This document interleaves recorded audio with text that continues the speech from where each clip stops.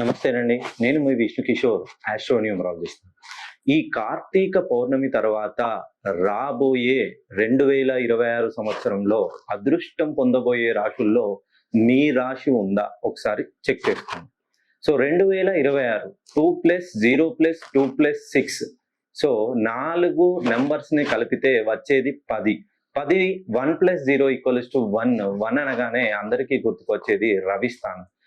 ఎవరి పేరులోనైతే 1, 5, 6, 8 లెటర్స్ ఉంటాయో, ఎగ్జాంపుల్ తీసుకున్నట్లయితే రమేష్, సురేష్, గణేష్, మహేష్, సతీష్. సో 6, 1, 6. ఒకటేమో రవి స్థానం, 6 ఏమో శుక్రుడి స్థానం.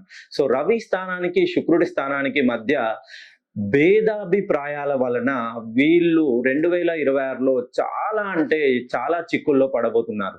సో ఎవరి పేరులోనైతే 6 లెటర్స్ ఉన్నాయో, సో 2026 సంవత్సరంలో జనవరి మాసం నుండి వీళ్ళు చాలా అంటే చాలా చిక్కులలో పడబోతున్నారు.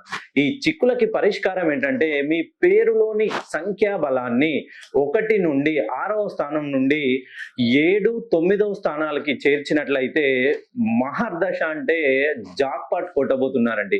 ఇది అక్షరాల 100కి 100% జరిగేది ఇదే.